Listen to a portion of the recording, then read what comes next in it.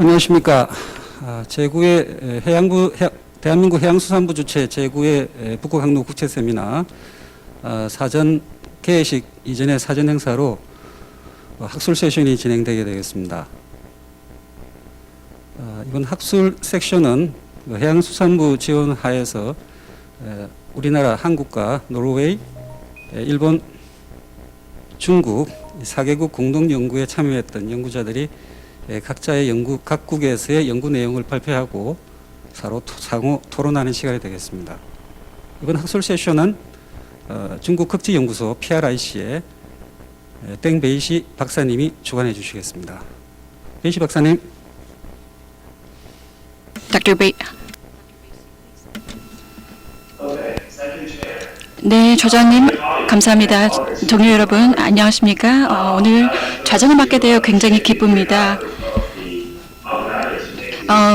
오늘 시작에 앞서서 오늘 세미나를 주최해 주신 관계자 여러분들의 노고에 감사드립니다. 이 북극해 항로 국제 세미나가 굉장히 이미 오래되었는데요. 여러 차례 회의를 통해서 북극해 항로의 다양한 얘기들을 나누고 있습니다. 안타깝게도 올해는 코로나19로 인해서 많은 참석자분들이 한 자리에 참석할 수 없게 되었습니다. 그리고 사실 코로나19로 인해서 북극해 항로 운항도 많은 타격을 입고 있습니다. 네, 오늘 학술 세션은 본회의에 앞서서 각 국가의 어떤 연구활동, 물류와 관련한 그리고 북극해 항로 이용과 관련한 내용들을 논의하도록 하겠습니다. 2016년 정도부터 공동연구가 굉장히 활발하게 이루어지고 있습니다. 학계뿐만 아니라 업계 그리고 여러 관계 당사자들이 참여하고 있습니다. 노르웨이, 대한민국 그리고 중국도 적극적으로 참여하고 있는데요. 이 국가들은 북극해 항로의 물류에 있어서 굉장히 적극적인 역할을 하고 있습니다. 첫 번째 발표는 세르게이 발마소프 노르웨이 노드대학 CHNL 정보센터 센터장님께 발표를 들어보도록 하겠습니다. 발표 주제는 2020년 북극해 항로 통고와 운송 분석입니다.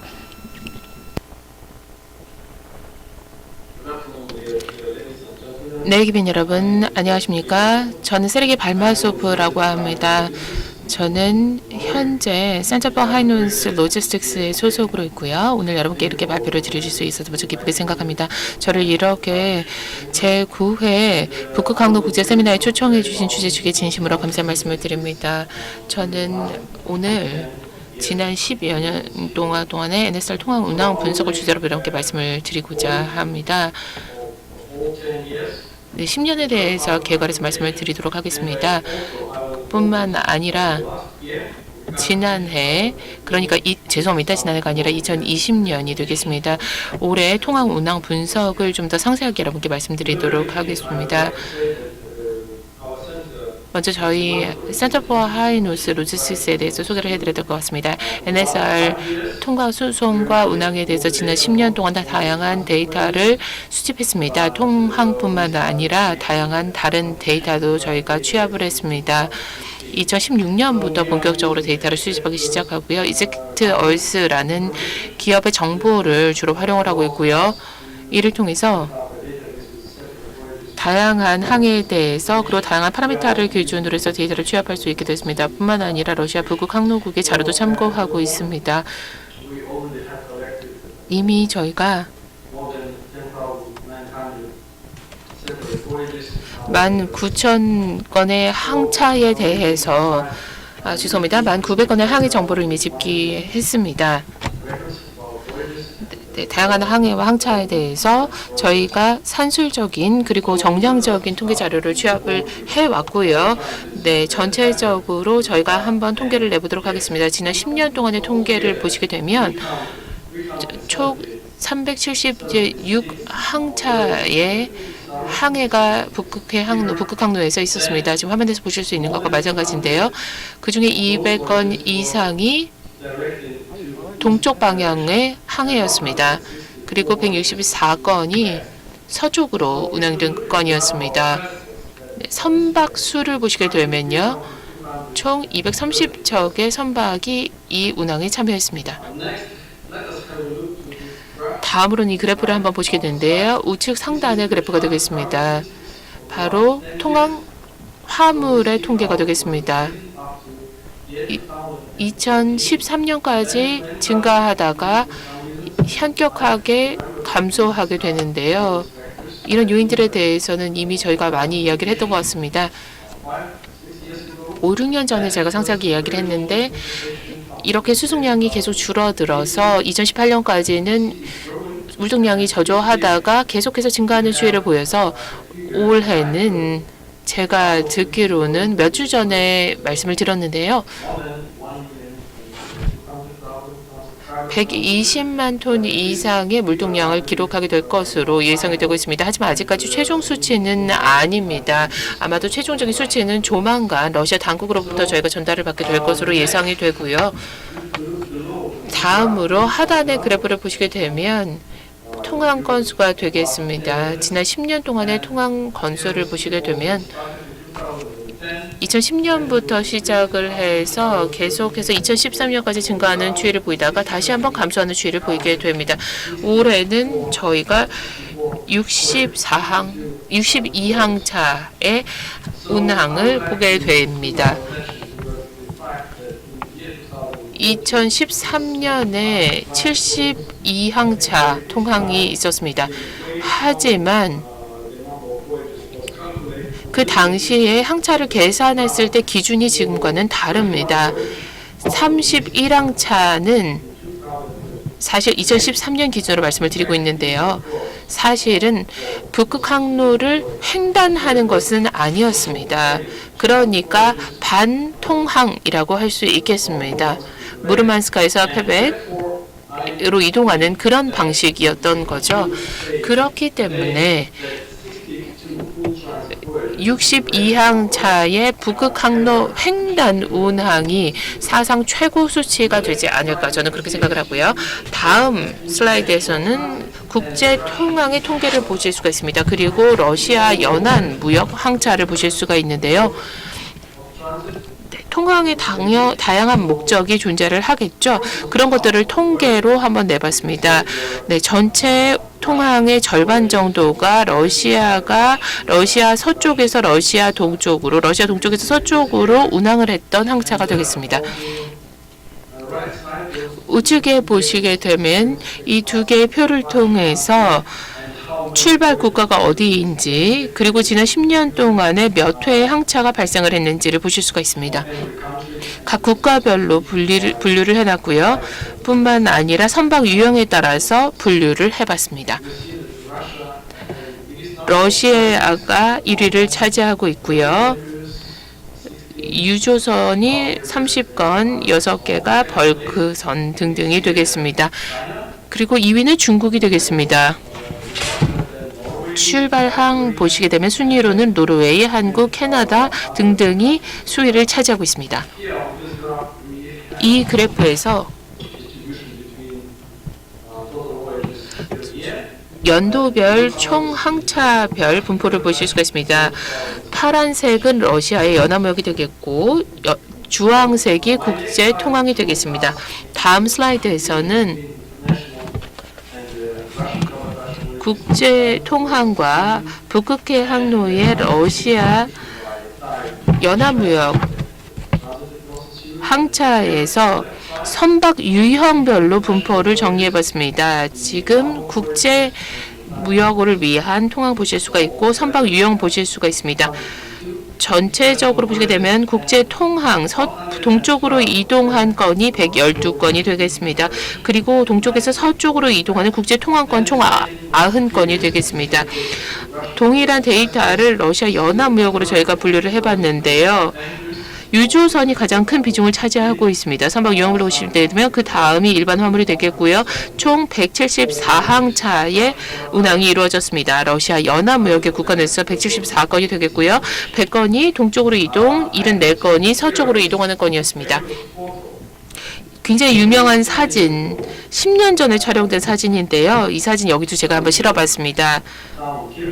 키르케네레스라는 노르웨이의 한 곳에서 러시아에서도 멀지 않습니다. 우리가 모두 함께 모였습니다. 2010년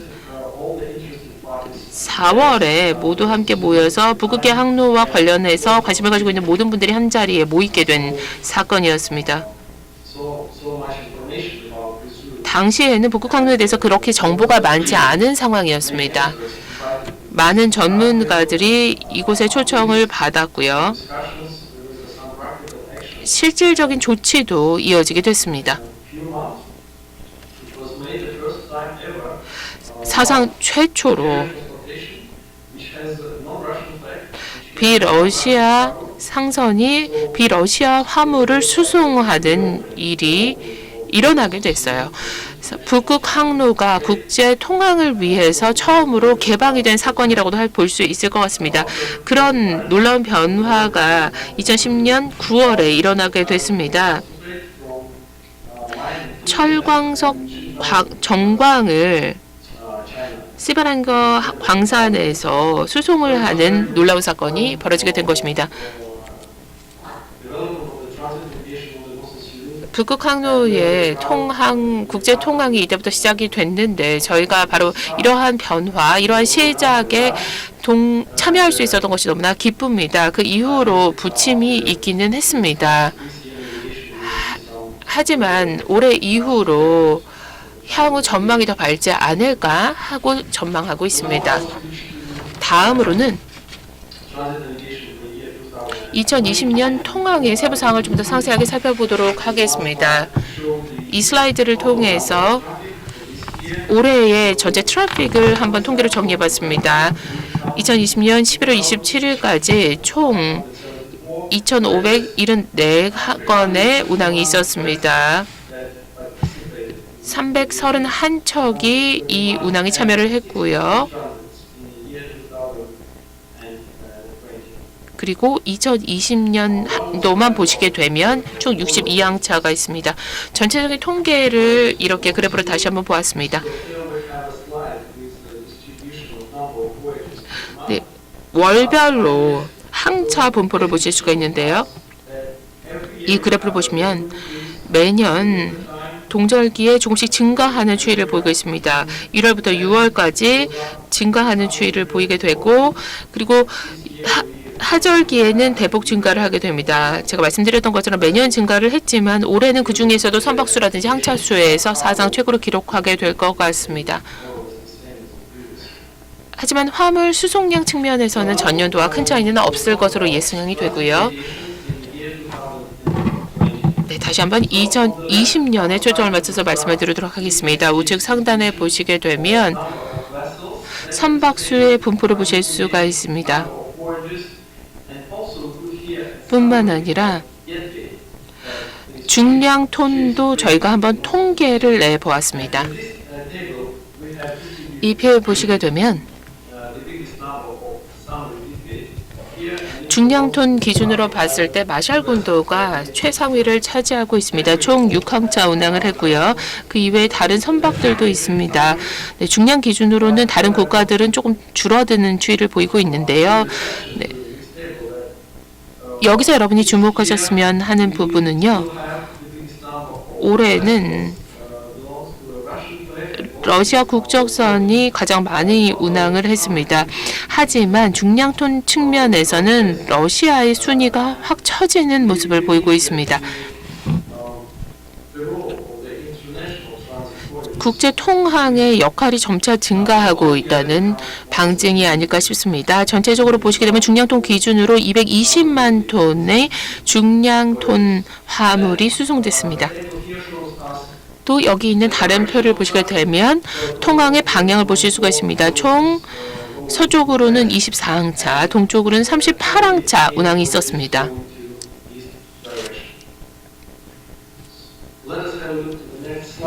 다음 슬라이드 보시겠습니다. 좌측에 보시게 되면 이 좌측에 있는 표에서는 러시아의 연안 무역에 따른 통항이 되겠습니다.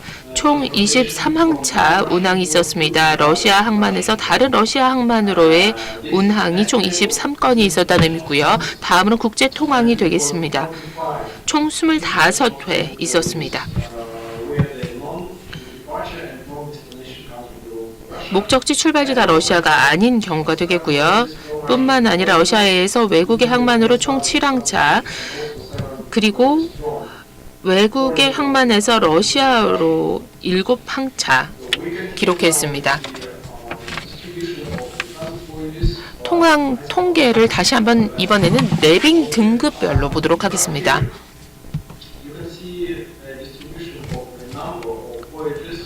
네, 항차 분포를 내빙 등급별로 보실 수가 있는데요. 아크4 등급의 선박이 가장 많은 비중을 차지하고 있습니다. 네, 전체적으로 중량톤 기준에서는 어느 정도 비중을 차지하는지 보실 수가 있습니다. 67만 톤을 아크4가 수송을 했습니다. 네, 각각의 선박 등급, 선박 유형별로도 다 분류가 가능하고요. 그 정보 보실 수가 있습니다. 유조선 5척이 5회 운항을 했고요. 일반 화물 수송선 같은 경우에는 9항차 9척의 선박이 12번의 운항을 했습니다. 이런 상세한 내용을 다 하나하나 보지는 않도록 하겠습니다. 저희가 2020년에 대한 보고서를 내년 2월에 발간할 예정이라 그 보고서에서 보고서를 온라인으로 저희가 또 제공을 할 예정인데요. 거기서 상세한 정보는 찾아보시면 되겠습니다. 다음으로는 출발항, 그러니까 적재를 한 항구가 어디인지를 기준으로 보도록 하겠습니다. 무르만스크 항에 총 9항차 발생을 하게 됐고요. 선박명도 다 보실 수가 있습니다. 또한 중량톤도 보실 수가 있습니다. 이 항에서 얼마나 적재를 많이 했는지를 확인하실 수 있고요. 그리고 네, 출발항이 어딘지를 보실 수가 있고 선주도 보실 수가 있습니다. 그 다음에 누나붓 항이 되겠습니다. 총 7항차가 있었고요. 역시 선박명을 다 보실 수가 있습니다.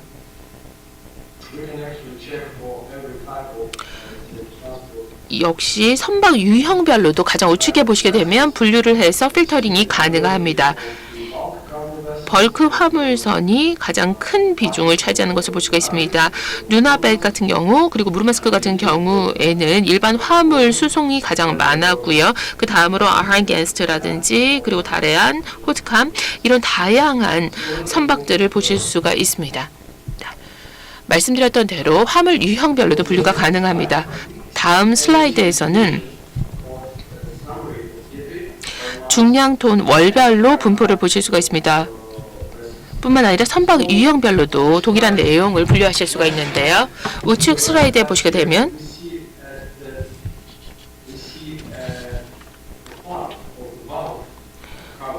벌크 화물이 무려 58% 이상을 차지하고 있습니다. 북극 항로를 이용해서 수송된 화물 중에서 벌크의 비중이 58%나 된다라는 겁니다. 절반을 훌쩍 넘기고 있죠. 24%가 일반 화물, 그리고 7%가 원유입니다. 네, 다른 화물들 그리고 다른 선박 유형들이 5%도 채 미치지 못하는 것을 보실 수가 있고요. 네, 그리고 월별로 중량톤 비중을 보실 수가 있습니다. 네, 7월, 11월은 굉장히 적고 10월이 가장 많죠. 네, 화물 유형을 만약에 보시고 싶다. 네, 일반 화물을 선택하면 일반 화물과 관련되는 상세한 수치들을 확인하실 수가 있습니다. 월별로 다 하나하나 보실 수가 있습니다. 또 운항 건수 보시게 되면 일반 화물은 17척을 통해서 24항차 운항이 있었습니다.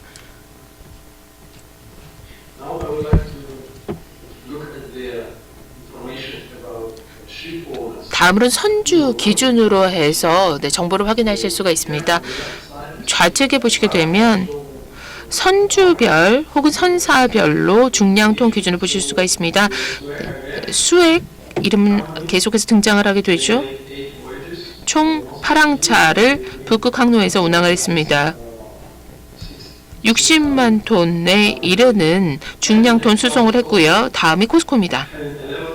총 11항차. 38만 톤 수송을 했고요. 다른 회사들도 보실 수가 있습니다. 한 기업을 선택하면 그 기업과 관련된 상세한 정보들이 다 등장을 하게 됩니다. 선박의 이름, 방향, 그리고 언제 북극 항로에 진입했는지도 보실 수가 있는데요. 하단에 보시게 되면 평균 운항 속도를 보실 수가 있습니다. 각 기업별로, 선사별로 평균 운항 속도가 나오게 되고요. 북극 항로에서는 그러면 어느 정도의 속도로 운항을 했는지 보실 수가 있습니다. 전체 항해를 했을 때는 어느 속도로 운항을 했는지, 북극 항로에서는 얼만큼, 그리고 전체 항해에서는 얼만큼을 보실 수가 있고 중량톤도 보실 수가 있습니다. 세 척의 선박이 총 8항차 운항을 했습니다. 그리고 총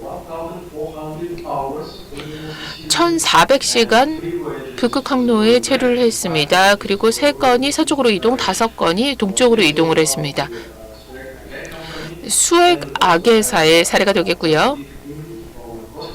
코스코 역시도 총 11항차를 8척이 운항을 했습니다. 서쪽으로 5건, 동쪽으로 6건.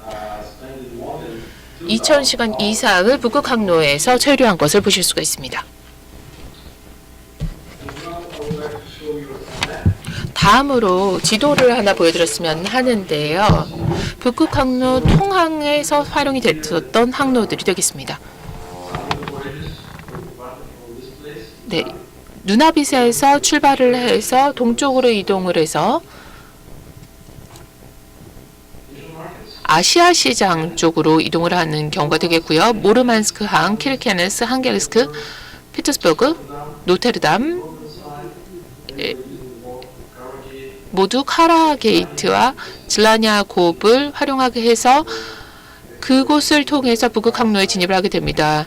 우측에 보시게 되면 러시아 항만 역시도 이 운항에 참여를 하고 있고요. 중국을 거쳐서 다른 항만들까지도 참여를 하게 됩니다. 저희 웹사이트에 더 많은 지도를 고해상도로 올리도록 하겠습니다. 여러분께 보여드리고 싶은 마지막 슬라이드는 선박 운항 속도 관련한 슬라이드가 되겠습니다. 저희가 모든 선박의 운항 속도를 다 측정을 해봤습니다.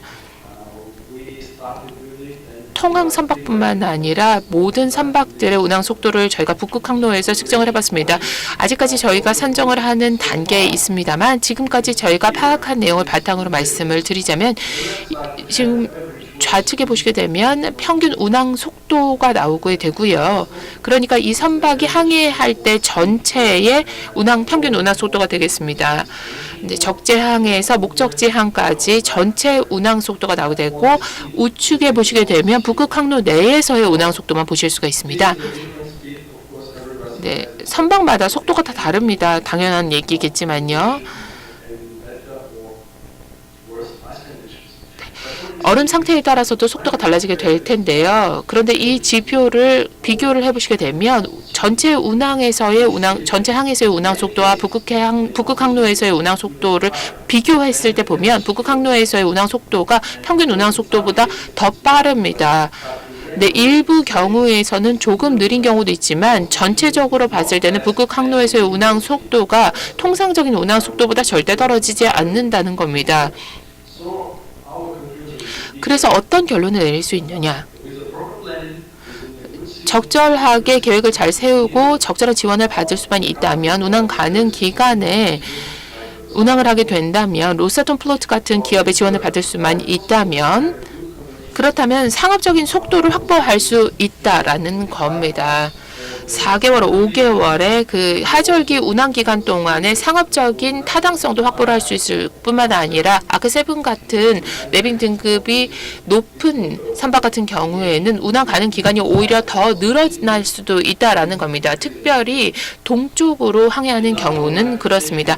네, 다시 한번 여러분께 경청해 주신 데 진심으로 감사의 말씀을 드리고 주최 측에도 다시 한번 저를 불러주신 데 감사의 말씀을 드립니다.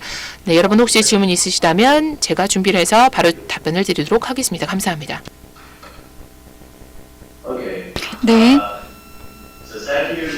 네, 다시 한번 발마소프 센터장님께 굉장히 흥미로운 발표 감사드립니다. 지금 2020년 NSR 통과 운송에 대한 다양한 분석 말씀을 해주셨고요. 다음 발표는 가오 티안민 교수님과 그리고 바실리 에로킨님께 발표를 듣도록 하겠습니다. 두 분 모두는 중국 하얼빈 공과대학 북극경제연구센터에서 근무를 하고 계시고요. 네, 중국의 북극 항로 운항에 대해서 발표 부탁드립니다. 네, 안녕하십니까 여러분. 네, 하얼빈 중국에서 인사드립니다. 저희는 하얼빈 공과대학의 북극경제연구센터를 대표해서 여러분들을 이렇게 인사드리고요. 가오 티안민 교수님 같은 경우에는 지금 화면 보시면 그 하얼빈 공과대학의 모습이 나와 있습니다. 지금 가오 티안민 교수님은 연구센터 디렉터와 치프 엑스퍼트를 맡고 계시고요. 저는 바실리 에로킨입니다. 부속 교수이자 연구원으로 근무하고 있습니다. 발표에 앞서서 제9회 북극항로 국제세미나에 참석할 수 있는 기회를 주셔서 감사드리고요. 그리고 또 오늘 세미나에 저희를 초대해 주신 주최 측 관계자 여러분들께도 감사 말씀드립니다. 물론 오늘 세미나의 모든 관계자분들과 참석자분들께도 감사 인사드립니다. 오늘 저희 발표에서는 간략하게 북극해 항로를 통한 중국의 최근 화물 동향, 운송 동향에 대해서 설명을 드리고요. 이에 더불어서 중국이 러시아를 비롯한 다른 국가들과 협력하여 안전한 운항로를 북극해 항로상에서 어떻게 개발하고 또 확보할 수 있는지에 대한 방안들, 그리고 다양한 종류의 선박과 해양 장비를 위한 엔지니어링과 건조에 있어서 협력할 수 있는 방안을 논의할 예정입니다. 북극 지역에서 역할과 관련한 중국의 비전은 단순히 새로운 교역로를 개설하는 것과 거기에 국한된 것만은 아닙니다. 이 비전에는 아시아와 유럽 사이의 연결을 촉진을 하고 이에 더불어서 북극 지역의 전통적인 산업들과 중국 시장 사이를 연결하는 것도 포함이 되는데요. 1대1로 전략 하에 해양협력에 관한 이런 비전이 2017년에 발표가 된 이후로 북극해 항로는 중국의 1대1로 네트워크에 반영이 되었고 이후에 북극 실크로드라고 종종 불리고 있습니다. 그리고 이러한 움직임을 통해서 중국이 모든 관련 국가들과 협력을 해서 북극 지역에서 실행 가능하고 경제적인 운송 회랑을 마련하고자 하는 의도를 볼 수가 있습니다. 특히 중국이 기대하는 것은 북극 해양 내 화물 운송에 참여하는 것인데요. 예를 들어 러시아의 광물 자원 등의 수입이나 아시아 유럽 간 또는 아시아 아메리카 간의 통과 운송과 카보타지입니다. 이에 더불어서 중국은 해사 및 빙상공학 그리고 항해 안전보안에 참여하는 것도 기대를 하고 있습니다. 이를 통해서 북극 해상에서 중국의 상업적인 탐사라든지 운송, 물류 활동의 길을 열기 위해서입니다. 중국은 북극 실크로드를 각 북극 국가의 주권을 존중하면서 이 지역의 자원과 운항로를 개발하겠다는 의도를 분명히 밝혔습니다. 단 국제 규정에 의거해야 한다고 밝히고 있는데요. 그 중에서도 특히 UN 해양법 협약에 기반해야 한다고 명시하고 있습니다. 이 협약을 바탕으로 한 입장에 따라서 중국의 북극 지역에 대한 비전은 북극 지역을 인류의 공동 유산으로 인식하고 있습니다. 하지만 이러한 접근법에 대해서 러시아는 동의하지 않습니다. 러시아는 실질적으로 북극해 항로를 운영하고 있는 당사자입니다. 러시아 입장에서 봤을 때는 북극해 항로는 역사적으로 확립된 북극 지역 내 러시아의 국가적인 운송로입니다. 북극해 항로상의 해운에 대한 러시아의 규정이 보편적으로 인정되는 원칙에 따라서 적용이 되고 있기는 하지만 국제법이나 러시아의 국제조약에 대한 여지가 그렇게 많지는 않습니다.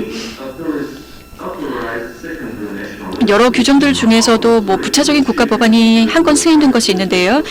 북극해 항로상의 해운, 쇄빙선 지원 그리고 빙의 도선을 관리하기 위한 법입니다. 중국은 북극 지역의 해상 운송로 이용에 있어서 포괄성을 보여주고 또 다자주의적인 자유주의적인 접근법을 요구하는 반면에 러시아는 북극해 항로의 권리에 대해서 배타적인 권리를 옹호합니다. 역사적, 지리적, 기후적 그리고 보안적 조건에 기초를 해서 이런 배타적인 권리를 옹호를 하고 있습니다. 운항의 자유 측면을 보면 중국의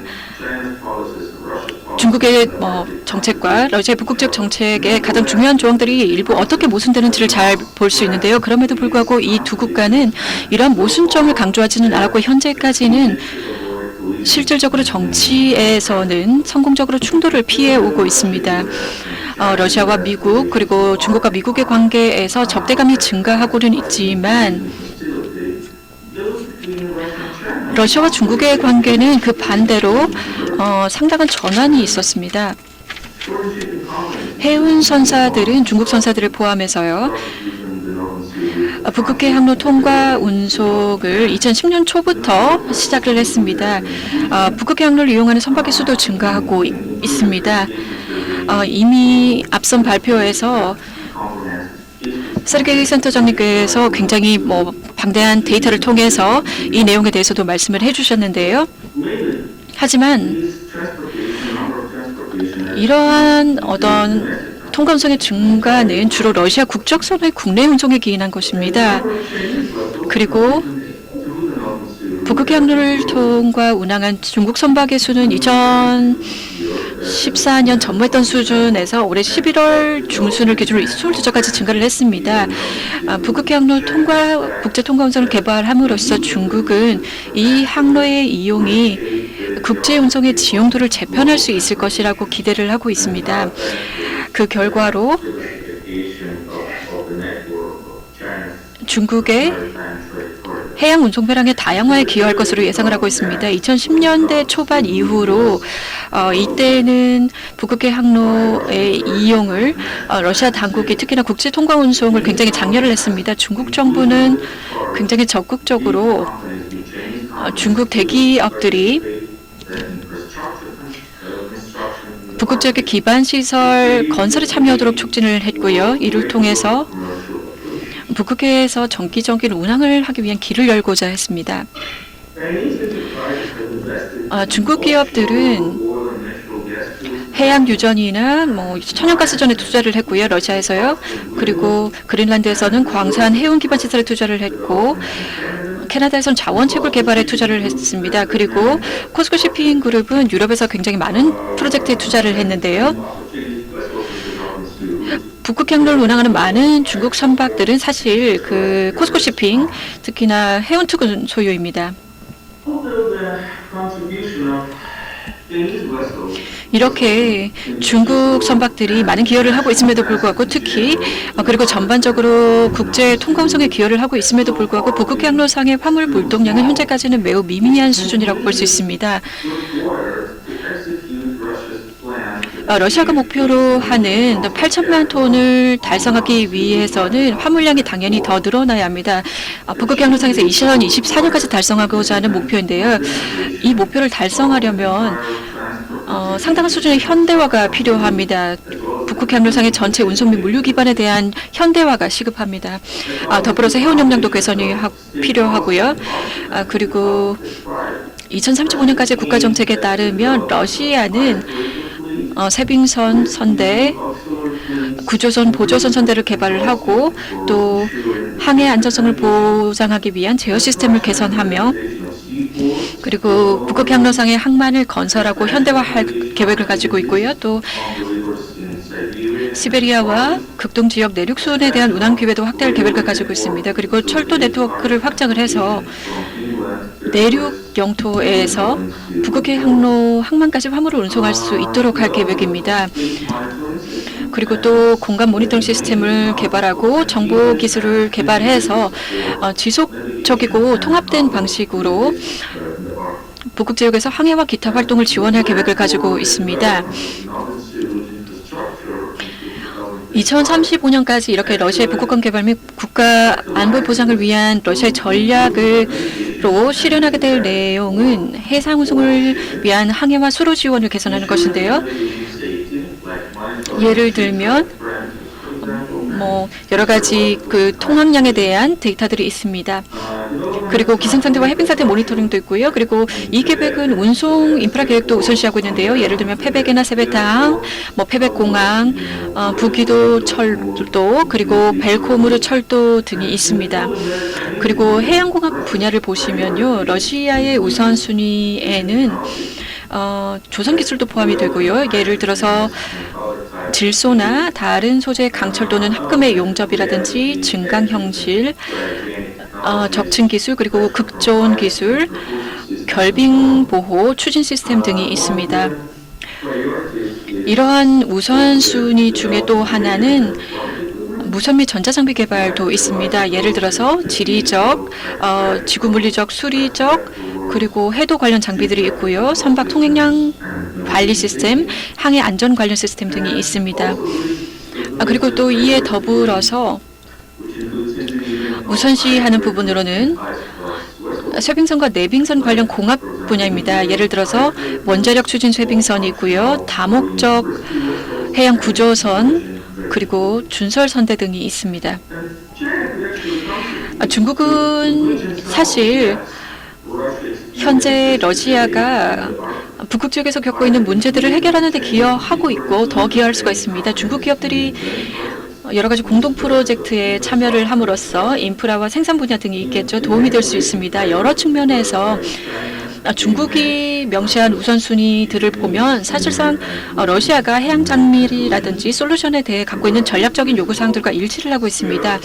중국의 역량을 활용할 수 있는 6개의 원칙, 6개 분야들이 있는데요. 여기 이제 화면을 보시면요. 첫 번째로 중국 기업들과 연구기관들은 이 러시아가 갖고 있는 어려움을 좀 해결할 수 있는 부분이 바로 심해 탐사와 빙해역 탐사, 그리고 대기 관측을 위한 장비들이 있습니다. 중국이 이런 기술적인 혁신의 원천이 되는 것 외에도 석유와 가스 시추 개발, 그리고 신재생 에너지 개발, 빙해역 문항 모니터링, 그리고 또 쇄빙선 공학에 있어서도 도움이 될 수 있습니다. 공학 분야 같은 경우에는 중국과 러시아가 협력할 수 있는 분야들이 몇 가지 있는데요. 예를 들어서 선박이라든지 해양 장비에 대한 공동 엔지니어링 프로젝트가 있겠습니다. 예를 들어 로봇 공학, 해양 플랫폼, 그리고 해저 장비들이 있을 수 있고요. 또 여기에는 디지털 기술들도 포함이 됩니다. 예를 들어서 증강 현실, 3D 모델링, 로봇, 그리고 군집 지능 기술 등 그 외 다수가 있습니다. 또한 무인 항공기를 이용을 해서 해빙 모니터링을 할 수도 있고요. 항해 그리고 지리 및 기상조사에도 활용을 할 수 있습니다. 이는 현재 북극해와 관련해서 개발 중인 분야이고요. 중국은 무인 항공기 솔루션에 있어서 세계 선두주자 중 하나입니다. 그렇기 때문에 중국의 이런 기술들, 항공기 공학이라든지 특히나 중부와 뭐 장거리 무인 항공기 공학 건설 기술은 북극해 항로상에서의 어떤 고위도 항로의 장거리 모니터링에 많은 도움이 될 수 있을 것으로 기대가 됩니다. 또한 중거리 무인 항공기에 대한 수요도 있는데요. 내연기관이 탑재된 무인 항공기나 단거리 로봇 항공기는 신속하게 해빙 상황을 조사를 할 수가 있습니다. 중국 기업들은 또한 무인 항해 기술 개발에도 참여할 수가 있는데요. 이는 러시아에서도 최근에 시작이 되었습니다. 컴퓨터 비전도 포함이 되고요. 자동 항해, 기술 검증, 그리고 데이터 기록이 포함이 됩니다. 중국 기업들은 또 대체를 할 수 있는 부분들이 있는데요. 뭐 미국산이나 유럽산 레이더 장치를 러시아 시장에서 대체를 할 수가 있습니다. 예를 들면 기상 바이오스, 그리고 기후 모니터링용, 그리고 해빙 상태용 운항 모니터링용 소형 항공기 등이 있습니다. 이에 더불어서 또 중국 기업들은 참여할 수 있는 분야가 지능형 지리 정보 시스템 개발, 그리고 시각화, 그리고 항해도 개발에도 참여를 할 수가 있습니다.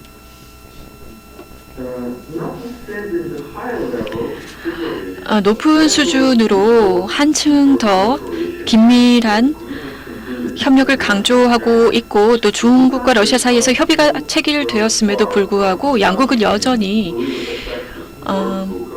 북극의 운송과 공합 분야에서 효과적인 협력에 착수하지를 못하고 있습니다. 중국은 야말 LNG 프로젝트와 러시아 북극대의 여러 프로젝트에 투자를 하였는데요. 이런 것들은 미미한 파트너십에 불과합니다.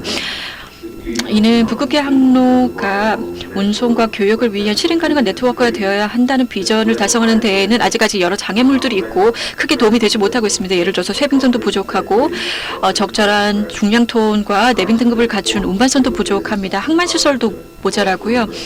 연안 인프라도 지속 가능한 연중 화물 운송을 뒷받침하기에는 부족한 상황입니다. 시스템도 부족한데요. 항해 보조, 해빙 모니터링, 그리고 운항을 지원하기 위한 이런 시스템 개발도 부족합니다. 해도도 정확하지 않고 그 외에도 엔지니어링과 관련한 많은 장애물들이 산재해 있습니다. 예를 들어서 굉장히 혹독한 기후 조건과 급속하게 달라지는 해빙 상태에 더불어 이런 문제들이 있는 거죠. 북극 지역에서 경제적, 기술적으로 실행 가능하면서도 안정적인 화물 운송을 확립하기 위해서는 광범위한 투자가 필요합니다. 인프라 건설과 현대화를 위한 것입니다. 이 지역에서요. 인프라에도 격차가 있습니다. 심해항이 부족한데요. 대형 운반선들이 드나들 수 있는 심해항이 있어야 하고 또 다양한 규모의 화물을 양적하기 위한 적절한 물류와 역량을 갖춘 운송허브도 부족합니다. 그리고 또 안전하고 안정적인 항해를 위한 지원과 구조센터도 혹독한 빙해 조건과 그리고 기상 조건에서 운항을 하는 데 필요한 조건입니다. 이에 더불어서 급유지도 부족합니다. 중국 통항 선박과 기타 해외 국적선을 위한 급유지가 있어야 합니다. 러시아에 이런 필요한 사항들은 사실 재원이 필요한데요. 북극 항로 인프라를 현대화하고 또 쇄빙 선대를 현대화하기 위해서는 많은 재원이 러시아에게는 필요합니다. 이러한 점은 중국이 이런 재정적 역량을 제공할 수 있다는 것이 어떻게 보면 잘 맞아떨어진다고 볼 수가 있습니다. 2019년에 푸틴 대통령과 시진핑 주석은 공동 성명을 체결을 했는데요. 새로운 시대로 진입하는 포괄적 파트너십과 전략적 상호작용에 관한 중로 공동성명입니다. 북극과 관련해서 이 공동성명은 중로 협력을 도모하고 개발을 확대하며 또 운송로, 인프라, 자원의 활용을 목표로 합니다.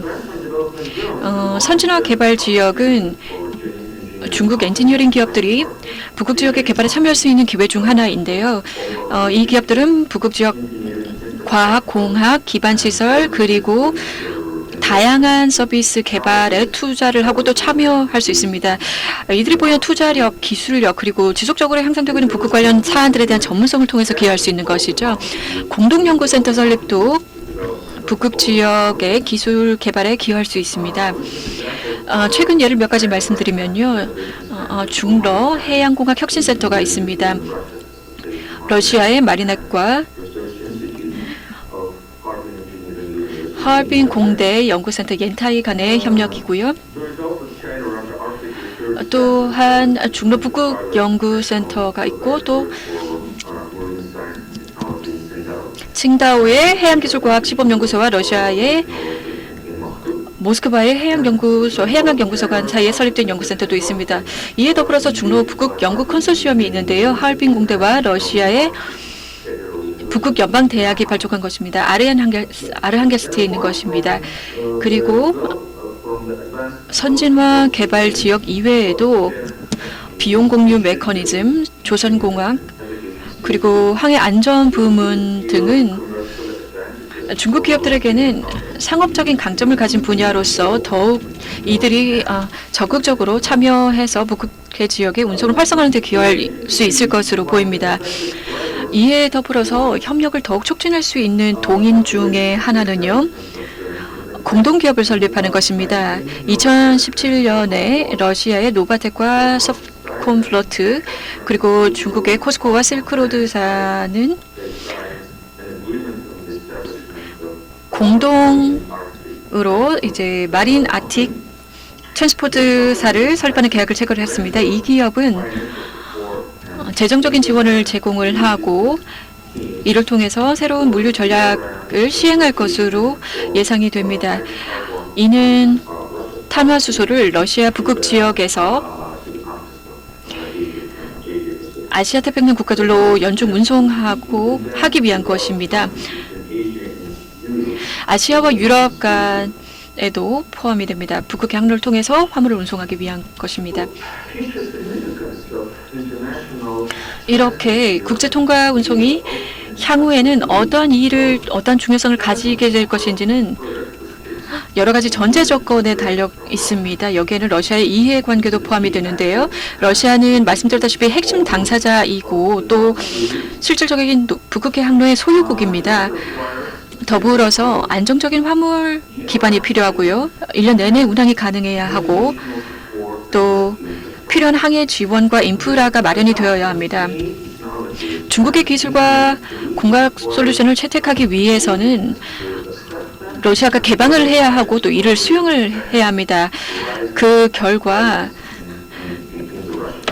러시아의 북극 지역에서 증가하고 있는 이런 중국의 존재감을 받아들이고 이와 동시에 또 러시아의 투자라든지 조세라든지 여러 가지 관련 법률을 변경해야 할 필요가 있습니다. 중러 공동 프로젝트는 조세 선호를 통해서 좀 촉진해야 하고요. 예를 들면 뭐 임시로 광물 개발세를 감면해 준다든지 아니면 석유나 LNG 프로젝트에 이런 감면 혜택을 제공하고 또 뭐 재산세나 토지세를 유예해 주는 등의 방식이 있을 수 있겠습니다. 이와 더불어서 중국의 노동력을 쿼터 이상으로 유연하기 위해서 여러 가지 허가들도 필요하고요. 입찰 과정 없이 진행할 수 있는 어떤 양어 협정을 체결하고 그리고 또 연방의 보조금도 필요할 것입니다. 외부 인프라 건설을 위해서요. 하지만 궁극적으로 북극해 항로상에서 국제 통과 운송을 증대시키기 위해서는 러시아가 적극적으로 국가 법률을 현대화할 필요가 있어야 할 것입니다. 이를 통해서 유리한 환경을 조성해서 중국을 비롯한 다른 파트너들과 협력을 해야 할 것입니다. 해양공학, 조선, 해빙과 기상 모니터링, 운항 서비스 분야에서 다각적으로 협력을 해야 할 필요가 있습니다. 이러한 내용들이 중국이 북극해 항로상에서 상업적 운송에 참여하는 것과 관련한 핵심적인 내용들이고요. 네, 경청해 주셔서 감사드리고 다시 한번 북극경제연구소를 대표해서 오늘 세미나를 주최해 주신 관계자 여러분들께 감사의 말씀을 드리고 또 저희의 연구를 발표할 수 있는 기회를 주신 데 대해 다시 한 번 더 감사의 말씀을 드립니다. 그리고 모든 참석자분들께도 귀중한 시간 내주셔서 감사드리고요. 오늘 세미나가 여러분 모두에게 북극 지역의 국제협력을 위한 생산적이고 유익한 시간이 되기를 바랍니다. 감사합니다. 감사합니다. 그럼 이 시간에는 오지카 나제이코 일본 북해도 대학 북극연구센터 교수님을 모시도록 하겠습니다.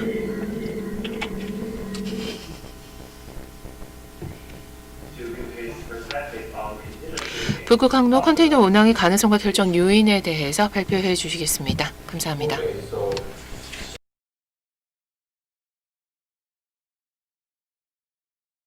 존경하는 장관님, 대사님, 국내외 전문가 여러분, 그리고 내외 귀빈 여러분, 저는 일본 홋카이도 대학 북극연구센터 오치카 나츠이코 교수입니다. 2020 제9회 북극항로 국제 세미나를 준비하시고 이처럼 중요한 행사에 저를 초대해 주신 홍성환 교수님과 노 교수님께 진심으로 감사의 말씀을 드립니다.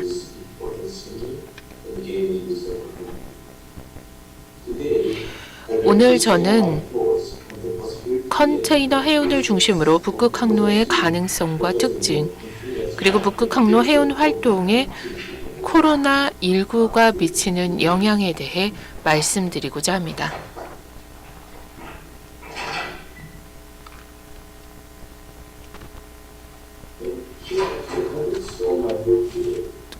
구체적으로는 먼저 일본의 북극항로 운항 실적을 먼저 살펴보고 일본 해운 산업의 북극 항로 참여 동향을 알아보겠습니다.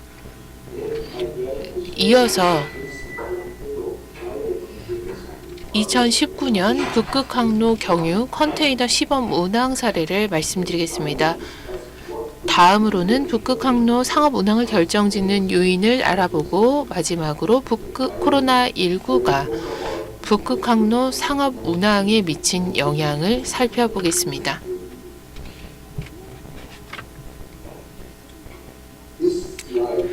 이 슬라이드에서 일본의 북극 항로 해운 운항 실적을 보실 수가 있는데요. 2012년부터 지금까지 일본행을 포함해 총 17항차의 북극 항로 통항 운항이 있었습니다. 그 중에 4건이 LNG, 그 중에 2건이 야말 LNG발 수송이었습니다.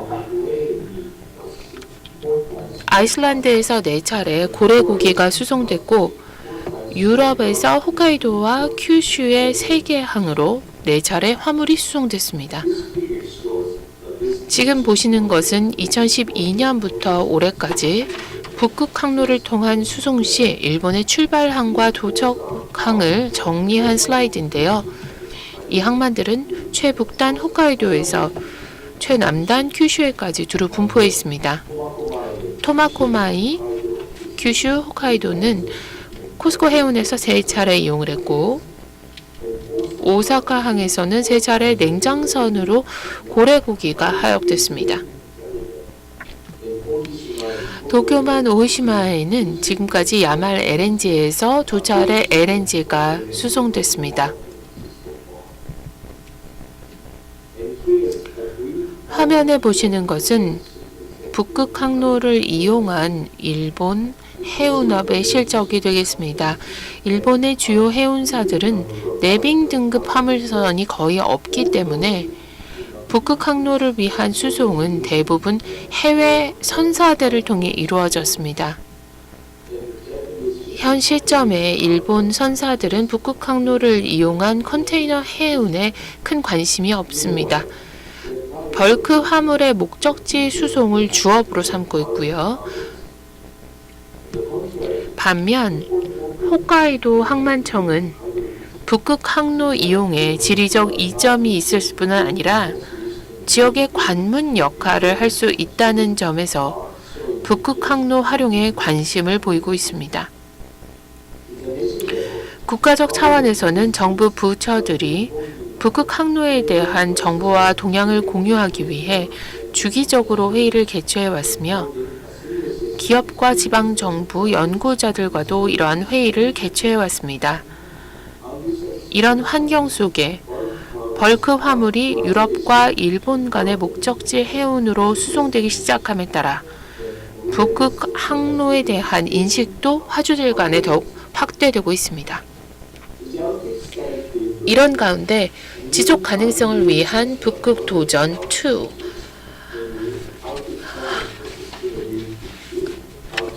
ARX2라는 명칭의 국가 북극 연구 5개년 사업이 2020년 6월 출범했습니다. 단순히 학술적 연구만을 목적으로 한 것이 아니라 북극 환경 변화가 사회에 미치는 영향을 가늠하고 연구 활동의 결과를 정책 입안가를 비롯해 사회와 공유하는 것을 그 목적으로 합니다. 또한 본 사업의 전략적 목적은 극지 운항의 안정성과 안전성, 지속 가능성 분야의 연구 발전을 도모하고 국제 해운 네트워크와 북극 항로 간의 관계를 분석하고 북극 항로의 경제 사회적 영향을 이해하는 것입니다. 다음으로는 북극 항로 해운에서 일본 해운의 긍정적 사례를 공유하고자 합니다. 지금까지 러시아는 신주 화물선으로 수차례 북극 항로를 통과하여 컨테이너를 수송해왔습니다. 미래의 북극 항로 컨테이너 선사 해운에 대한 실험이 될 프로젝트에 착수했는데요. 내빙 등급 컨테이너 선으로 중국 야적장에서 유럽과 한국을 거치는 컨테이너 수송을 한 차례 한 바 있습니다. 하지만 이는 상업 운항은 아니었습니다.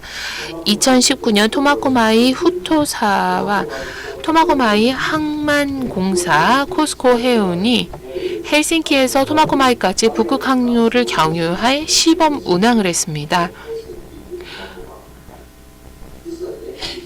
홋카이도와 유럽 항만 간 북극 항로의 상업적 활용 가능성을 검토하기 위한 운항이었는데요. 핀란드에서 홋카이도로 수출되어 홋카이도에서 건설 자재로 활용될 목재 화물을 시범 운항 대상 화물로 선정했습니다. 이 항해를 위해 본래 핀란드에서 중국으로 우드칩을 수송하기로 되어 있었던 코스코 해운의 내빙 등급 선박의 운항 일정을 조정했습니다. 다행히 선사와 화주의 일정이 모두 조정 가능해지면서 북극 항로를 이용한 유럽과 일본 간 시범 운항이 현실화됐습니다.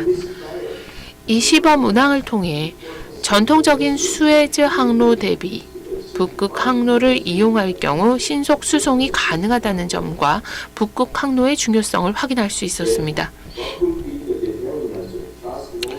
그렇다면 현 시점에서 북극 항로 컨테이너 해운을 결정짓는 요인은 무엇이 있을까요? 기본적으로 컨테이너 선사들은 내빙 등급 선박까지도 정기선 서비스에 대부분 묶여 있습니다. 때문에 일시적으로 북극 항로 해운을 위한 내빙 등급 컨테이너 선사를 섭외하는 것이 쉽지 않습니다. 이로 인해 컨테이너 부정기 선사는 다목적 벌크 선사를 찾아야 하는데 다목적 벌크 선사도 현 시점에 원 화물의 목적지와 일정이 크게 다르지 않습니다. 화주들은 내빙 등급이 높은 선박과 운항 가능 기간이 충분한 항로를 선호합니다.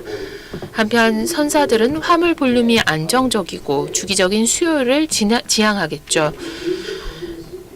부정기선을 이용한 북극 항로 컨테이너 해운의 경우 운송비가 수에즈 운하를 이용한 정기선 서비스 대비 경쟁력이 떨어집니다.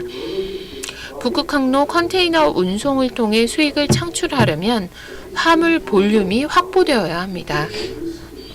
그렇게 되면 컨테이너 기항에 따른 추가 비용을 보전할 수 있기 때문에 화물 물량 확보가 필수적입니다. 그렇다면 북극 항로의 상업 운항을 결정짓는 요인은 무엇이 있을까요? 2019년 말까지 대서양 항만과 태평양 연안 항만 간의 북극 항로를 이용한 총 항차는 약 300회였습니다. 모든 운항이 일시적인 목적지 운송을 목적으로 수행됐고 주로 벌크 화물을 수송했습니다. 대부분의 운항은 북극 항로에서 아무런 어려움 없이 무사히 완료됐습니다. 이와 같은 경험이 축적되면서 해운 시장이 북극 항로 이용을 위한 지식을 넓혀갈 수 있을 것입니다. 또 이런 경험을 바탕으로 북극 항로의 상업 해운을 결정짓는 요인들을 슬라이드에서 보시는 것처럼 정리할 수가 있겠습니다. 먼저 해빙 면적 감소로 하절기 운항 가능 기간이 늘어나게 될 것입니다. 현재는 내빙선의 운항 일정에 따라 좌우되는 경향이 큽니다. 하지만 동절기에 북극 항로 운항이 가능한 높은 내빙 등급의 선박을 찾기가 쉽지 않습니다. 때문에 당분간은 운송비 경쟁력을 달성하기 쉽지 않을 것으로 보입니다. 따라서 일반 화물의 연중 운송을 장기적 관점에서 논의해야 할 것으로 보입니다. 연료비도 북극 항로 상업 운항의 핵심 요인 중 하나입니다. 연료비가 상승할수록 북극 항로 운송 수에즈 운하 북극 항로 운송이 스에즈 운하 대비 타당성과 경쟁력이 높아집니다. 러시아 루블화 환율도 세빙선 지원비가 루블화로 결정되기 때문에 중요한 요인이 될 수가 있습니다. 원자력 쇄빙선 가용 여부는 한여름부터 가을까지 해빙 면적이 감소하는 상황에서 중요한 사안인지 의문을 제기하는 경우가 많습니다만 운송 활동이 해빙이 존재하는 계절까지 확대되고 북극 항로에 진입하는 선박수가 증가하게 된다면 이것이 심각한 문제가 될 수 있으며 운항 불확실성을 증가시킬 수 있습니다.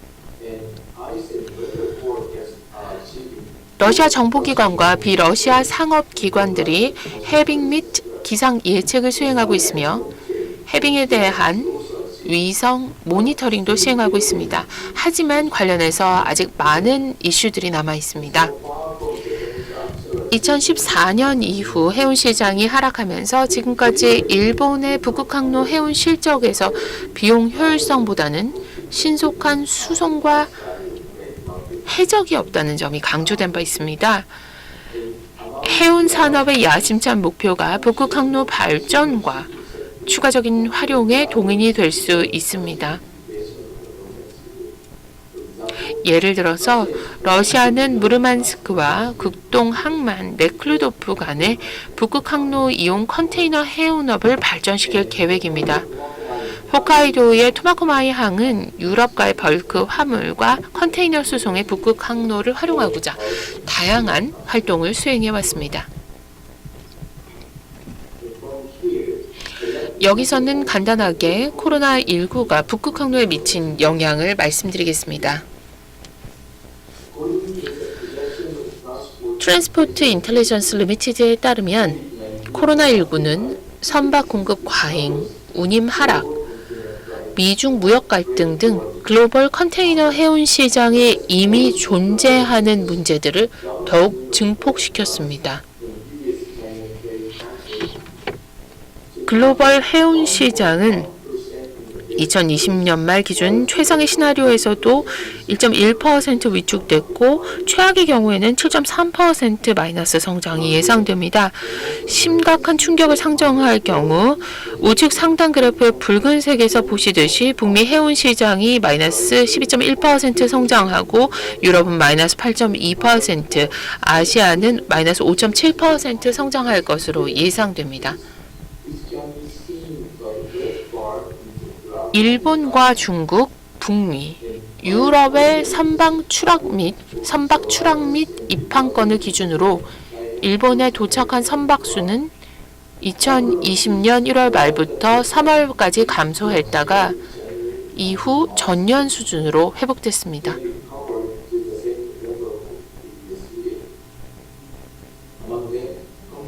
컨테이너선과 벌크선이 그래프와 동일한 추이를 보이는 가운데 자동차선은 4월 이후 감소했습니다. 6월 기준 일본 해운 수송에 대한 영향이 확연한 것으로 보이는데요. 한편 중국발 일본, 한국, 인도, 유럽 및 북미행 선박수는 유럽행 벌크선 외에는 대체적으로 감소 추이를 보였습니다. 현 시점을 기준으로 말씀드리면 저운임, 저유가 시장에서 북극 항로는 틈새 해운 시장의 제한적인 화물을 대상으로만 활용이 되고 있는 것으로 보입니다. 러시아 북극 해안에서의 원유 및 LNG 목적지 수송이 지금까지는 감소세를 보이지 않고 있습니다. 또 LNG 외에 동서간 화물 수송을 위해 북극 항로를 주기적으로 사용하는 경우도 없습니다. 때문에 해운 시장이 정체되면서 북극 항로 컨테이너 수송에도 아무니 들이우는 듯이 보일 수는 있겠습니다만 북극 항로 화물 수요가 대폭 감소했다기보다는 안정기에 들어선 것일 수도 있습니다. 하지만 코로나 팬데믹으로 국제 해운과 제조 분업에 있어 구조적 변화가 일어난다면 러시아와 홋카이도, 토마코마이 항만공사 등은 북극 항로 활용 계획을 재고하고 재구성하게 될 것입니다. 이것으로 제 발표를 마치도록 하겠습니다. 다시 한번 발표 기회를 주셔서 진심으로 감사드립니다. 어서 우리가 코로나 팬데믹을 극복하고 직접 만날 수 있게 되기를 고대합니다. 감사합니다. 네, 감사합니다. 네, 다시 한번 감사드립니다. 네, 마지막 발표가 남았습니다. 홍성원 교수님이신데요. 영산대학교 북극물류연구소 소장님으로 근무하고 계십니다. 발표의 주제는 북극항로 10년 운항 평가와 전망, 한국의 관점입니다. 네, 발표 부탁드립니다. Thank you. 예, 영산대학교 북극물연구소의 홍성원 교수입니다. 오늘 좀 유튜브 장애가 가끔 발생하는데 양해를 부탁드립니다. 제가 지금 마스크를 쓰고 있어서 조금 목소리가 작게 들릴 것 같습니다. 오늘 제가 발표드릴 주제는 북극항로 10년 운항에 대한 평가입니다. 주로 이제 한국의 관점에서 제가 말씀을 드리겠습니다.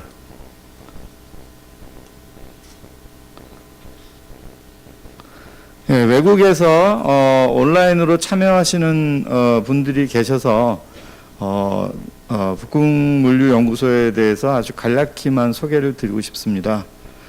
저희 연구소는 2010년에 부산 영산대학교 부설연구소로 설립이 되었습니다.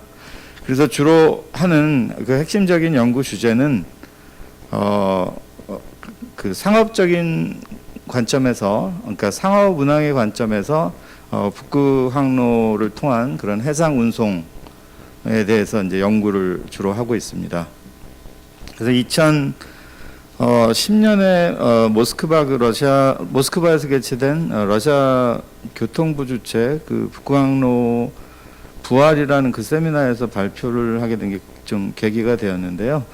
2011년부터 20년까지 한 10년간 북극항로 그 세미나 해양수산부에서 주최하시는 그 세미나의 그 조직자 역할을 수행을 했습니다. 그리고 2012년에 노르웨이 북극물연구센터 CHNL의 그 공동연구 제안을 받고 현재까지도 계속 연구를 진행 중에 있습니다.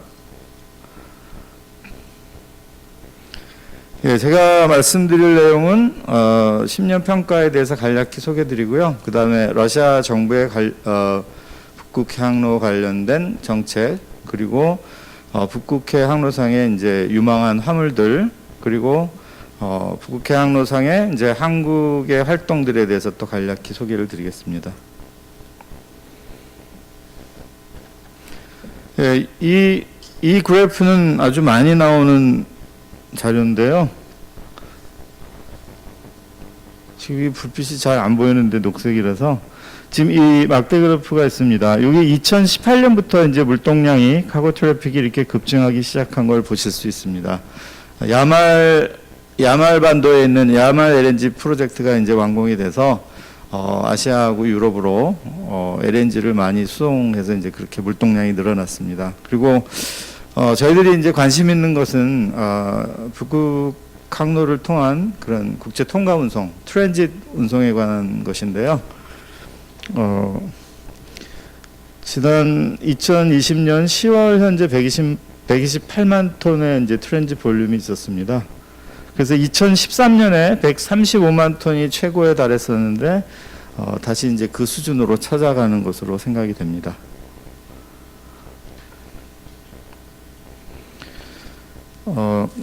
아주 많은 내용이 담겨 있는데요. 제가 간략히 몇 가지만 언급하면서 지나가겠습니다. 우선 북극해 항로 그 항해 기간입니다. 원래 북극 항로로 이제 7월에서 11월 사이를 이제 보통 운항 기간으로 잡습니다. 5개월인데요. 최적의 운항 기간은 보통 이제 8월, 9월, 10월입니다. 그리고 지난 5월이면 이제 좀 얼음이 있을 때인데 러시아의 국영선사인 소브콘플루트가 5월 달에 이제 아시아 쪽으로 야말 LNG를 성공적으로 운송한 사례가 있습니다. 그래서 이제 러시아 측에서는 그 운송 기간을 이제 확대하려는 노력을 기울이고 있습니다. 그리고 북극해 항로 운항하는 그 선종, 그 선박의 형태가 아주 다양했습니다. 여러 형태의 실험 운항이 있었는데 이제 안전성이 이제 확인된 완전성이 이제 어느 정도 입증이 되었습니다. 그래서 아프라막스급의 큰 대형 선박도 이제 안전하게 운항이 되는 것으로 확인이 됐습니다. 그리고 최근에는 얼음이 많이 녹아서 내빙 등급이 없는 그런 일반 선박, 컨벤셔널 타입의 선박들도 여름에 쇄빙선, 아이스브레이커의 에스코트 없이 운항하는 사례가 아주 많이 늘어나고 있습니다. 그리고 러시아는 지금 여기 맨 위에 보시면 로스아톰 그 NSR 북극해양로 인프라 오퍼레이터인 그 로스아톰사는 2035년까지 국제 통과 운송 인터내셔널 트랜짓 볼륨을 이제 300만 톤으로 예측을 하고 있는데요. 뭐 작년에 블라디보스톡 회의에서도 이런 제가 질문을 했었는데 러시아 정부는 이제 인터내셔널 트랜짓 국제 통과 운송은 좀 부차적인 것으로 생각하고 있는 것 같습니다. 반면에 외국의 선사들은 이제 국제 통과 운송을 이제 주된 운송 패턴으로 보고 있습니다. 그 다음에 장기 운송 화물을 확보한 그런 선사들이 이제 계속 좀 주도적인 역할을 해 나가고 있는데요. 대표적인 선사가 중국의 코스코입니다. 국영 선사인 코스코인데 코스코는 이미 레귤러 서비스로 어떤 정기적인 운항 패턴을 보이고 있습니다. 대표적으로 뭐 풍력 설비들이나 펄프 같은 목재 제품들이 그렇습니다.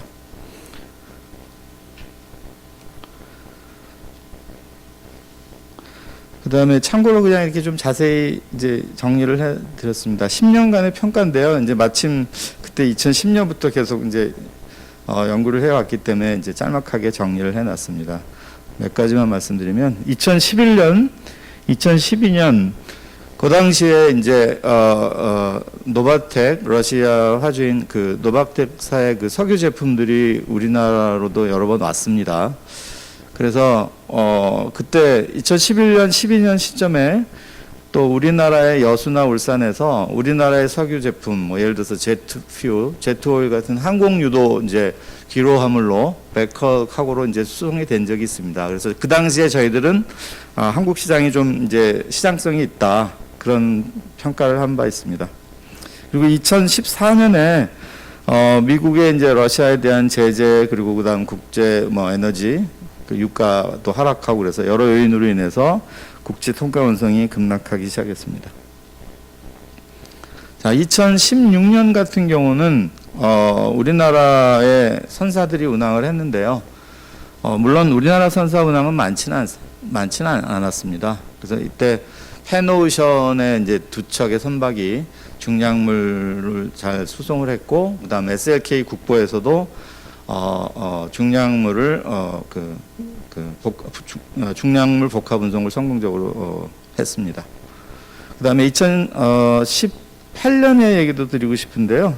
2018년은 덴마크의 그 글로벌 선사 머스크사가 보유한 그 내빙 선박 그 벤타 머스크호가 컨테이너를 싣고 북구항로로 성공적으로 운항을 했습니다. 그래서 그 당시에 부산 신항에 와서 1,500TU가 넘을 것입니다. 그래서 환적 화물도 싣고 그다음에 한국 수출 물량도 싣고 그리고 그 당시에 이제 한국의 전기차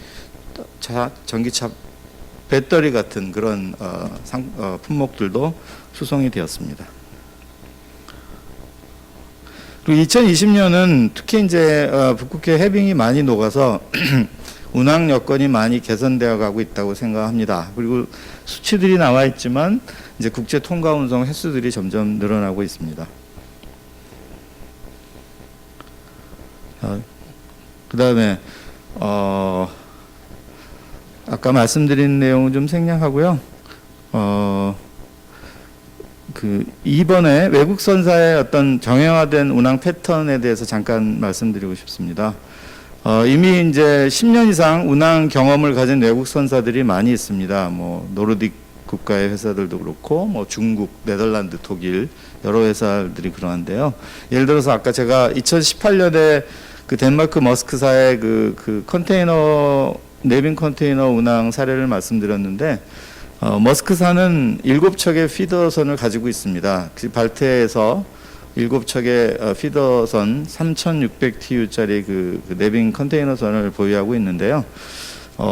앞으로 향후에 운항 여건만 나아지면 언제든지 투입이 가능하다고 생각합니다. 근데 이제 아무래도 최근에 작년부터 대형 화주들이 이제 환경 문제를 제기해서 아마 조금 머스크사에 그런 부담이 될 것으로 예상을 합니다. 네, 그다음에 러시아 정책은 오후에 로스아톰의 그 NSR 국장이신 마이클 벨킨시께서 발표를 하시기 때문에 그냥 지나가고 싶은데요. 그러니까 2035년까지 NSR 북극항로의 인프라를 이제 단계적으로 개발하겠다는 이제 액션 플랜이 세워졌다는 것이 상당히 상징적입니다. 그래서 이렇게 계획대로 세부 내용들이 정해져 있습니다. 예를 들어서 11개의 정책 과제들이 있는데요.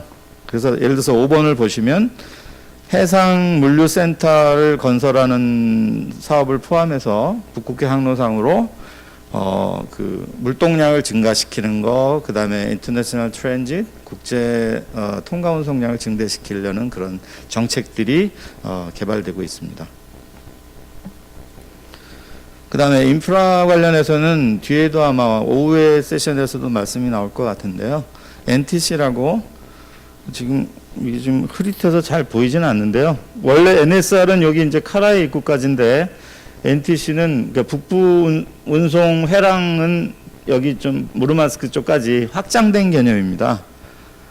그래서 러시아 정부는 유럽과 아시아 북극해 항로를 통해서 유럽과 아시아 간의 그런 물류 서비스를 앞으로 해 나가려는 그런 의지를 가지고 있습니다. 구체적인 내용은 밑에 보시면 2020년에서 2024년에 지금 이제 추진 중인데요. 북극항로 끝에 예를 들어서 동쪽, 이스트는 이제 캄차tka 쪽이고요. 웨스트는 무르만스크 쪽입니다. 그래서 그 양쪽 항구에 그 환적항을 건설하는 계획을 가지고 있고, 아마 지금 담당하고 있는 루스아톰 카고라는 회사가 아마 제 기억으로는 12월 달까지 경제성 평가를 하는 걸로 알고 있습니다. 아마 곧 자료가 나올 것으로 생각합니다. 그 다음에 이 항로상에 그 아크틱 컨테이너, 셔틀 컨테이너를 이제 투입하는 계획도 있고요. 그 다음에 추가로 디지털 서비스를 개발하는 계획도 있습니다. 자, 그 다음에 2035년까지의 그 쇄빙선 그런 배치 계획인데요. 지금 이 붉은색 표시가 돼 있지만, 그 카고 트래픽이 얼마큼 증가되는지 그런 추세를 보면서 할 계획도 있고요. 하여간 더 강력한 쇄빙선이 건조될 계획이 있습니다. 그 다음에 이거는 북극 해운정보 시스템입니다. 이거는 이제 해양수산부에서 연구 지원을 해주셔서 이런 운항정보 시스템을 디자인하고 구축을 했습니다. 잘 구축이 이루어졌고요. 지금 계속 데이터를 추가로 입력하고 있는 상태입니다. 사실은 이걸 시스템을 만든 취지는 저희 이제 지금은 한국 선사나 뭐 물류업체들이 많이 진출을 하지 못하고 있는 여건이지만 앞으로 상황이 나아지면 업체들이 진출을 할 때 북극 항로 관련된 어떤 정보들을 제반 정보들을 제공하는 그런 시스템이 되겠습니다. 그래서 이렇게 세세하게 모든 정보들이 여러 그 데이터 소스를 활용해서 이렇게 정리가 되고 있습니다.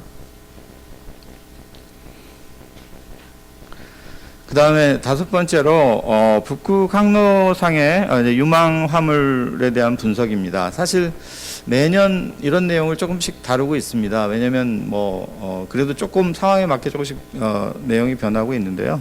예를 들어서 한국이 이제 유럽에 수출하면 이제 유럽에 수출할 때 유망한 상품들입니다. 그래서 한국이 유럽에 수출할 때 유망한 상품은 여기 보면 자동차 제품들이요. 자동차, 그 다음에 전기기기, 그 다음 기계류.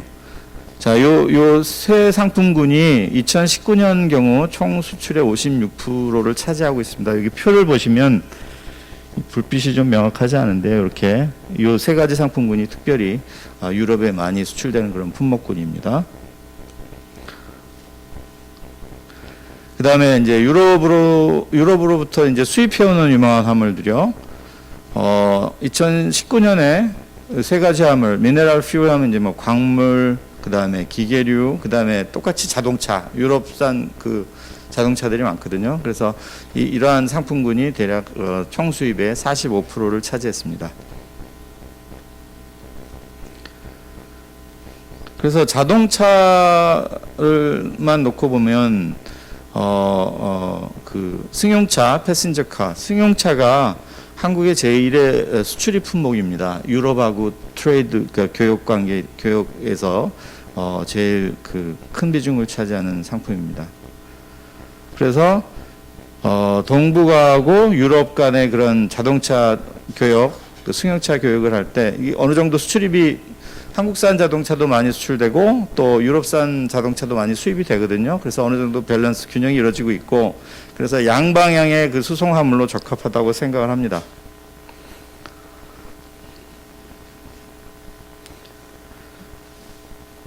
그다음 또 몇 가지 사례만 말씀드리면, 이제 전기 자동차입니다. 전기차. 지금 전기차에 대한 수요가 많습니다. 그래서 유럽에 대한 그 자동차 수출에서 전기차가 차지하는 비중이 점점 늘고 있습니다. 예를 들어서 지금 유럽이 전기차를 지금 많이 수입하죠. 큰 시장인데 한국이 수출하는 그 전기차의 70.9%가 유럽입니다. 그래서 상당히 한국으로서는 매우 유망한 품목이고, 또 환경 친화적인 그런 차량이기 때문에, 수송수단이기 때문에 지금 이렇게 가파르게 증가하고 있습니다. 그 다음에 전기 축전지인데요. 배터리입니다. 그래서 뭐 작년에도 한번 말씀드렸던 것 같은데, 배터리는 지금 유럽으로 수출이 잘 되고 있고, 아까 말씀드린 대로 2018년에 덴마크 벤타머스코가 갈 때도 부산항에서 제 기억으로는 88TU인데요. 그 화물에 그 선적이 된 화물입니다. 물론 한국산 가전제품도 그 당시에 실렸습니다. 그 다음에 한국의 북해항로 관련 활동입니다. 뭐 아주 활동이 활발하다고 말씀드리기는 어려운데요. 그래서 옛날에는 2011년, 12년 초기 단계에는 뭐 주로 한국과 관련된 활동이라고 표현하는 게 더 나을 것 같습니다. 그래서 러시아의 그 자원들이 막 한국 시장으로 들어왔고요. 그다음 나갈 때 이제 한국산 석유 제품도 나왔고, 그다음 아까 2013년에 또 현대글로비스에서 시범 운항을 성공적으로 나프타를 수송하는 그런 운항을 성공적으로 했습니다. 그리고 이런 중량물들이 복합 운송 형태로 북극 쪽으로 수송이 된 바 있습니다. 그리고 이제 부산항에 대해서 잠깐 말씀드리고 싶은데요. 부산항에 저희 연구소에서 이제 부산항에 관련된 북구항로 관련된 그런 활동들을 계속 모니터를 하고 있었는데, 선용품들, 그 다음에 벙커링이 많았었습니다. 벙커링, 연료를 급유하고 또 선용품을 공급하고, 그 다음 뭐 선원들이 부산항에 와서 이렇게 승선하는 사례도 있었습니다. 요새는 조금 이 횟수가 줄고 있습니다. 그 다음에 요거는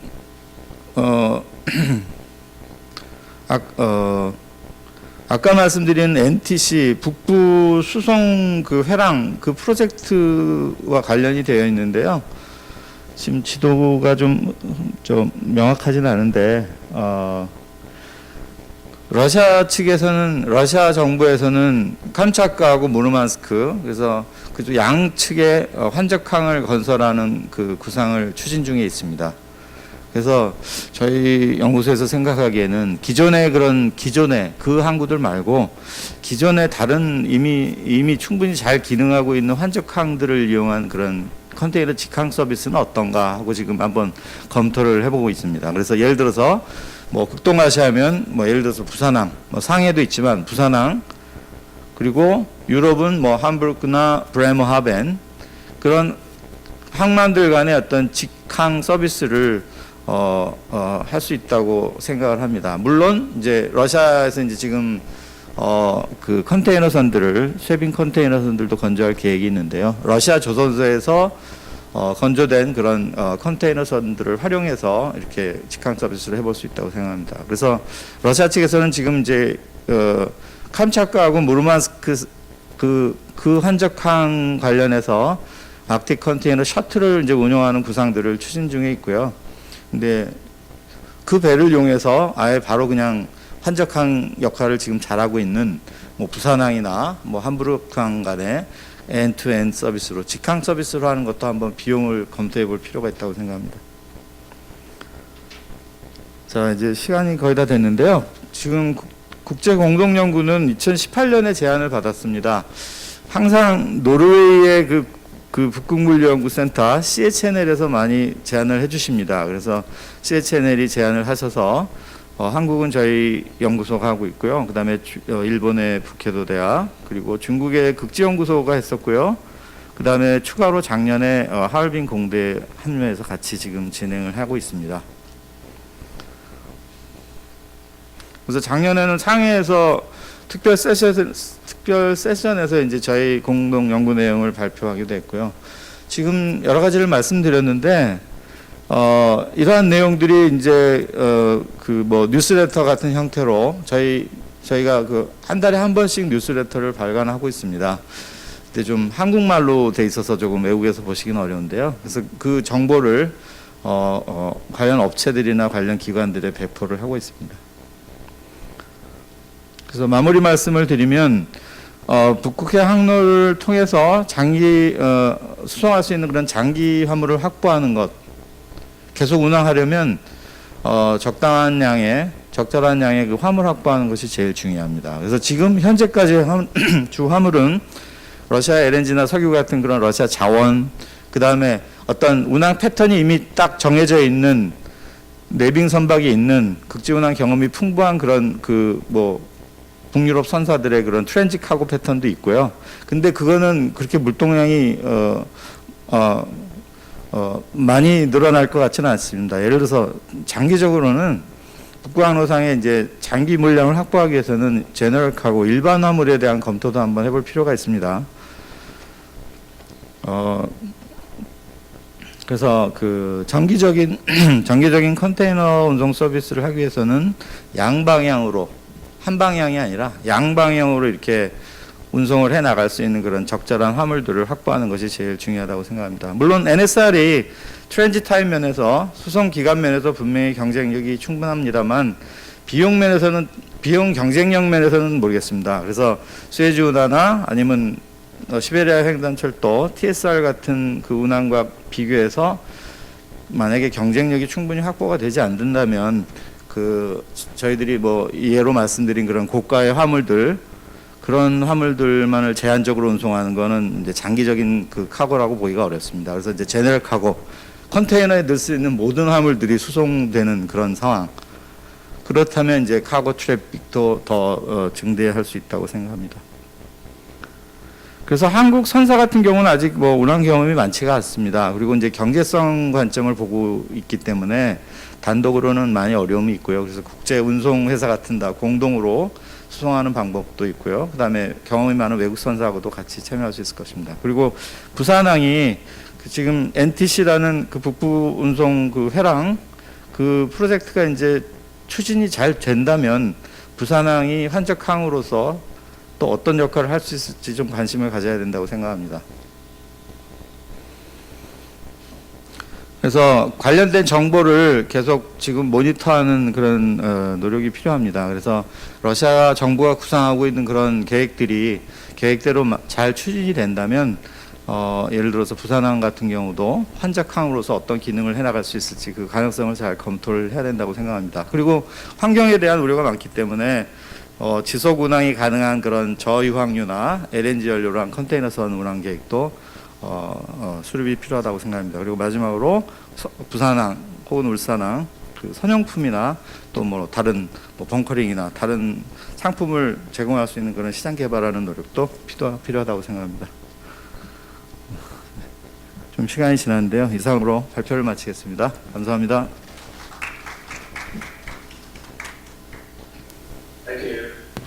감사합니다.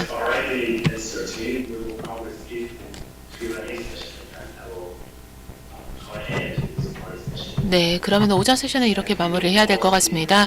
네, 참석해주신 모든 분들께 진심으로 감사드리고, 네, 탁월한 발표에도 다시 한번 감사의 말씀을 드립니다.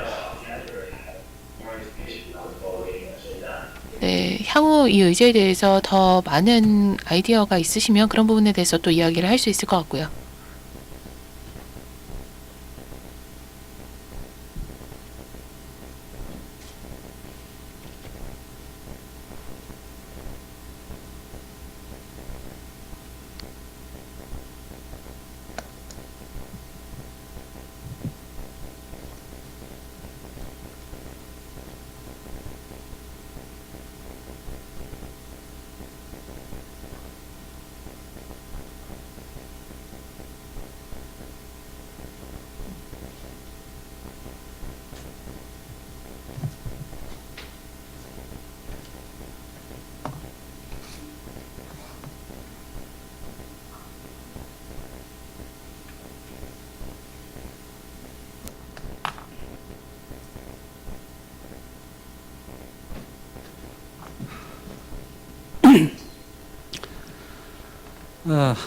오전 세션, 학술 세션 질문을 하실 분들이 없는 걸로 보입니다.